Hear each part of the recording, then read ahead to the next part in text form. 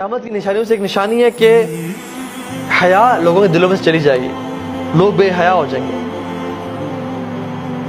ایک صحابی تھے جو گزر تھے مدینہ میں، اور ان کی نظر ایک عورت پہ پڑی کہ وہ اپنے خیمے کے اندر غسل کری تھی، اور ہوا چلی تو اس کو خیمے کا پردہ اٹھ گیا اور نے اس کو دیکھ لیا،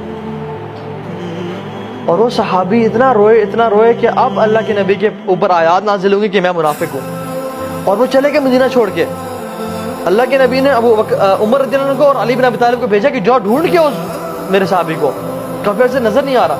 تو انہوں نے مدینہ میں ڈھونڈا، نہیں ملے، مدینہ کے باہر گئے تو لوگوں سے پوچھا جو بکریاں چراتے تھے کہ ہاں ایک نوجوان شخص ہے جو سارا دن اوپر پہاڑیوں میں ہوتا ہے، رو رہا ہوتا ہے اور واپس آتا ہے، بس ہم کچھ اسے دودھ دیتے ہیں پھر وہ چلا جاتا ہے اور سارا دن رو رہا ہوتا ہے۔ تو ان کے پاس آئے، جب اس گئے تو وہی صحابی تھے، اور پکڑا اٹھایا اور کہا کہ اللہ کے نبی کے وہ روئے کہ مجھے نہ لے جاؤ، میرے پہ منافقت کی آیات نازل ہو جائیں گے کہ یہ شخص اس نے عورت کو دیکھ لیا، حالانکہ اللہ کے نبی کا دور ہے، میں صحابی ہوں۔ اور وہ اللہ کے نبی کے پاس گئے اور رو رو کے وہ اتنے ویک ہو چکے تھے کہ وہ موت کے قریب تھے، حتیٰ کہ وہ بستر مرگ پہ تھے۔ تو اللہ کے نبی پوچھا تم کیا محسوس کرتے ہو؟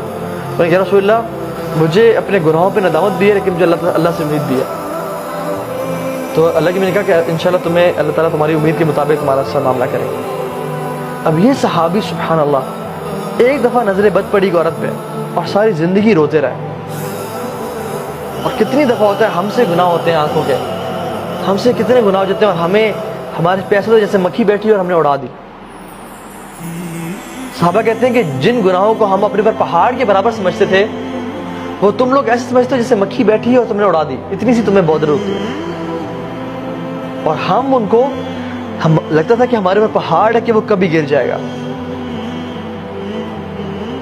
سبحان اللہ۔ اور ہم اتنے ڈیسینسٹائز ہو گئے ہیں برے دیکھنے پہ کہ اب تو پتہ ہی نہیں چلتا۔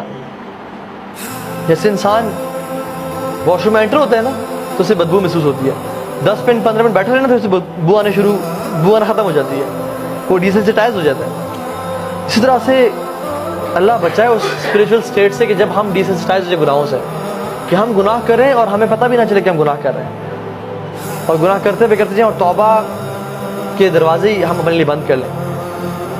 اللہ کے نبی نے فرمایا السلام علیکم، اذا لم تستحی فاصنع ما شئت، کہ جب تمہارے اندر سے حیا نکل جائے نا پھر تم جو مرضی چاہے کرو۔ حیا جو ہے نا اٹس اے پارٹ آف ایمان۔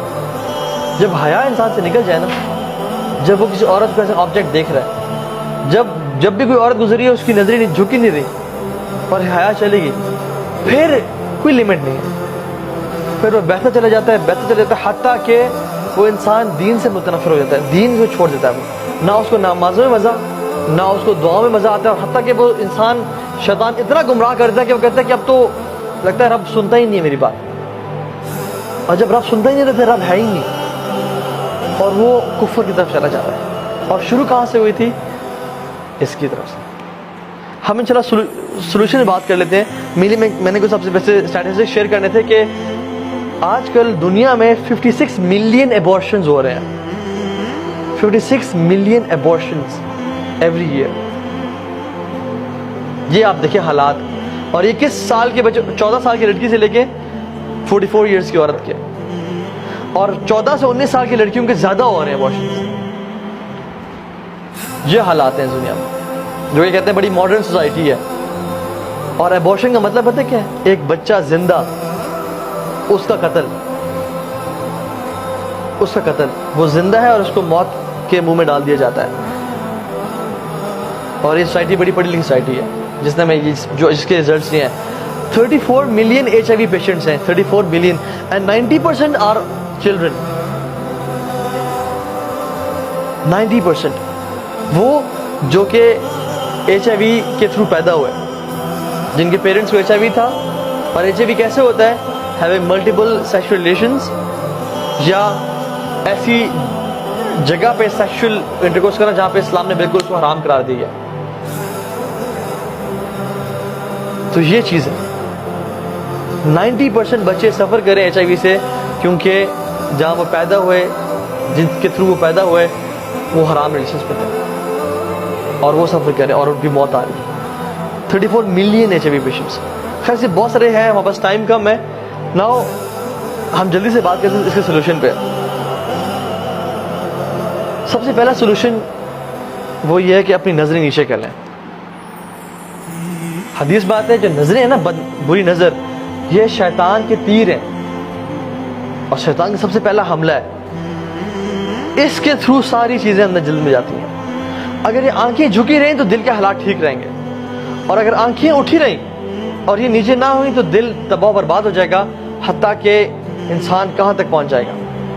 और बात सारी शुरू होती है थॉट्स के साथ. इंसान को थॉट्स आती हैं, थॉट्स पे जब वो परसिस्ट करता है, उनको ख़त्म नहीं करता, आउज़ु बिल्लाहि मिनश शैतानिर रजीम पढ़ के नहीं छोड़ता, तो क्या होता है, फीलिंग्स डेवलप होनी शुरू होती है. और जब फीलिंग्स को इंसान ख़त्म नहीं करता, रोकता नहीं है, तो क्या होता है, एक्शन करता है वो. और जब वो एक्शंस करता रहता है, हत्ता कि उसको रोकता नहीं है, तो वो उसकी सेकंड नेचर और बिहेवियर बन जाता है. ये एक साइकिल है जिसको हम करते हैं. अगर हम थॉट्स से ही रुक जाएं, जो शैतान ने वसवसा दिया कि उस शख्स को, उस औरत को देखो, ये वो जो औरत है कितनी, वो आई थिंक तुम्हारे बारे में इंटरेस्टेड है और it's she is an easy prey for you, या तो उसके बारे में ऐसा कि उसको टेक्स्ट करो. यहीं से अगर इंसान नहीं रुकेगा तो क्या हो जाएगा, हत्ता कि वो एक ऐसी बुरी आदत में डल जाएगा कि जहाँ पे उससे निकलना बहुत मुश्किल हो जाएगा, वो फंस जाएगा. तो सबसे पहले शुरू कहाँ से होती है, आंखों से, नजर नीचे. अल्लाह के नबी ने फरमाया कि जो शख्स अपनी निगाहें नीचे कर लेता है अल्लाह के तकवे से, तो अल्लाह ताला उसका उस टाइम एक हूर से निकाह करते हैं. जन्नत की हूर से अल्लाह ताला उसी टाइम उसका निकाह करते हैं. And this is authentic narration. उसी टाइम अल्लाह ताला उसका एक हूर से, और हूर सुभान अल्लाह, no comparison at all with the women of this world. Imagine जब भी आपको नेक्स्ट टाइम दिल चले किसी देखने का, आप इस मोटिवेशन के साथ नजर नीचे कर लें कि इंशाल्लाह मेरा रब मेरा किसी औरत से निकाह करेगा, जन्नत की औरत से. और वो निकाह थोड़े दिन करेगा जिसमें वो आप पे हुक्म चला रही है कि खाना लाओ, बर्तन धो, खाना खुद गर्म करो, नहीं, बल्कि वो तो ताबेदार और दाद करने वाली होगी. ठीक है, तो सबसे पहले नजर नीचे. दूसरी चीज़, अगर इंसान को शहवात, डिज़ायर्स तंग करिए तो वो रोज़े रखें, क्योंकि रोज़ा बहुत बड़ी चीज़ है जो कि इंसान की शहवत को रोकता है. ठीक है. तीसरी चीज़, शादी, इसका एक बहुत बड़ा इलाज है. अगर इंसान को शहवत तंग कर रही है तो यू शुड गेट मैरिड, और अपनी ख्वाहिशात को उसके सही जगह पे इस्तेमाल करें. ठीक है. चौथी चीज़, अच्छी कंपनी होना और बुरी कंपनी से बचना.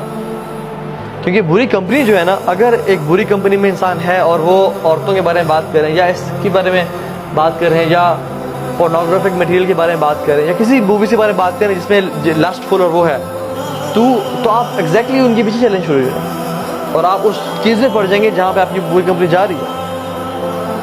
तो इस चीज़ से, बुरी कंपनी से बचें.